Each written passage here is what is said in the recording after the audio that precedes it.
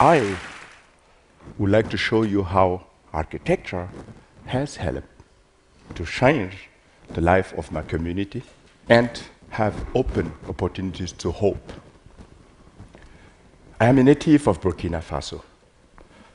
According to the World Bank, Burkina Faso is one of the poorest countries in the world. But what does it look like to grow up in a place like that? I am an example of that. I was born in a little village called Gando. In Gando, there was no electricity, no access to clean drinking water, and no school. But my father wanted me to learn how to read and write. For this reason, I have to leave my family when I was 7 and to stay in a city far away from my village with no contact to my family. In this place, I sat in a class like that with more than 150 other kids, and for 6 years. And this time, it just happened to me to come to school to realize that my classmate was died. Today, not so much has changed. There is still no electricity in my village. People still die in Burkina Faso, and access to clean drinking water is still a big problem. I had a luck. I was lucky because this is fact of life when you grow up in a place like that. But I was lucky. I had a scholarship. I could go to Germany to study. So now, I suppose I don't need to explain to you how great a privilege it is for me to be standing before you today. From Gando, my home village in Burkina Faso, to Berlin in Germany to become an architect is a big step. So, but what to do with this privilege? Since as a student, I wanted to open up better opportunities to other kids in Gando. I just wanted to use my skills and build a school. But how do you do when you're still a student and you don't have money? Oh yes, I started to make drawings and ask for money. Fundraising was not an easy task. I even asked my classmates to spend less money on coffee and cigarette, but to sponsor my school project.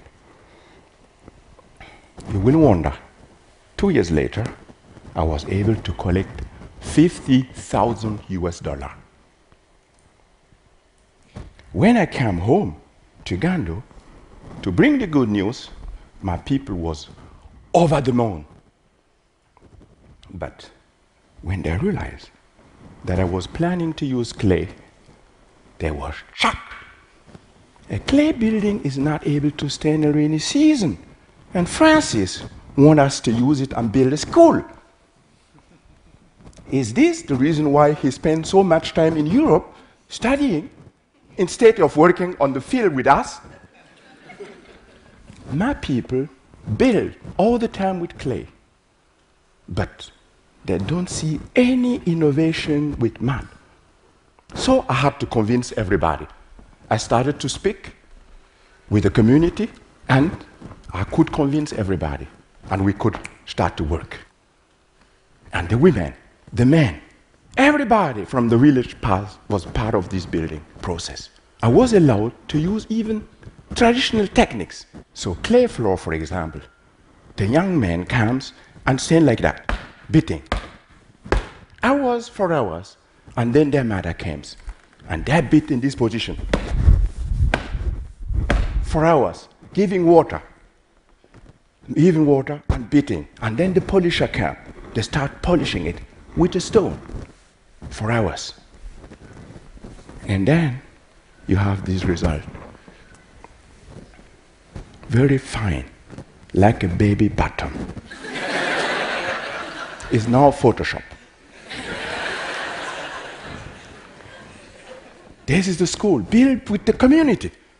The walls are totally made out of compressed clay blocks from Gando.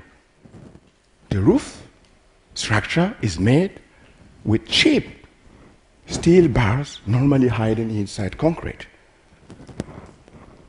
In the classroom, the ceiling is made out of both of them used together. In this school, there was a simple idea to create comfort in the classroom. Don't forget, it can be 45 degrees in Burkina Faso. So with simple ventilation, I wanted to make the classroom good for teaching and learning. And this is the project today. 12 years old, still in best condition. And the kids, they love it. And for me and my community, this project was a huge success. It has opened up opportunities to do more projects in Ghana.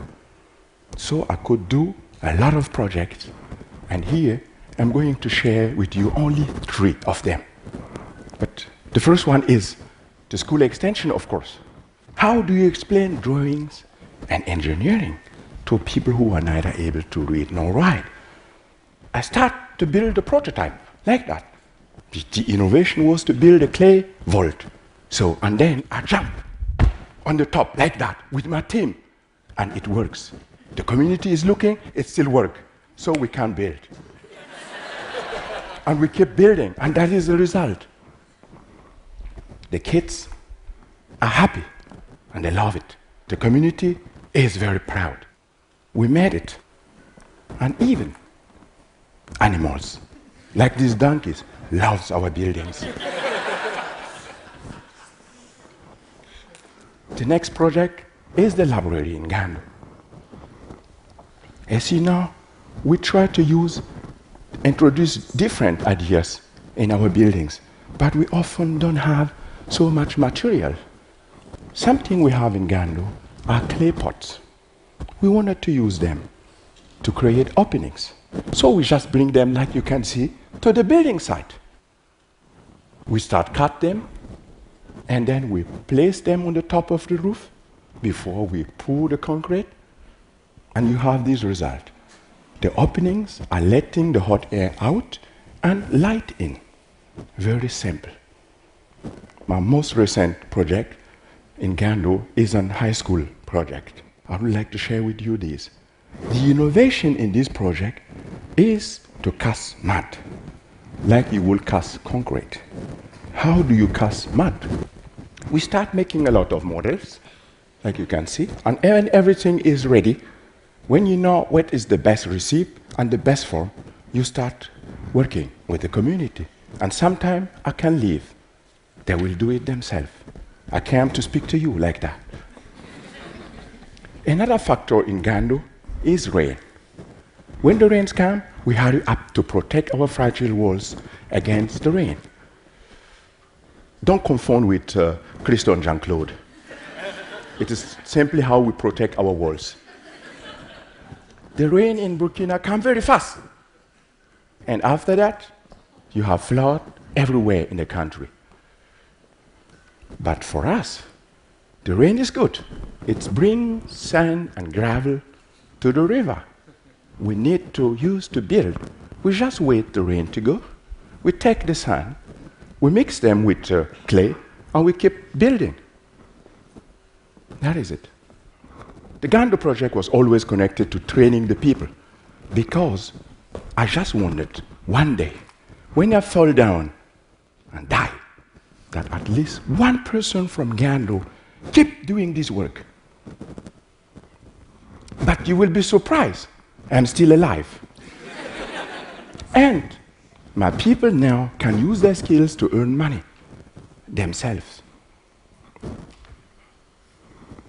Usually, for a young man from Gando to earn money, you have to leave the country to the city, sometimes leave the country, and some never come back, making the community weaker. But now, they can stay in the country and work on different building sites and earn money to feed their family. It's a new quality in this work.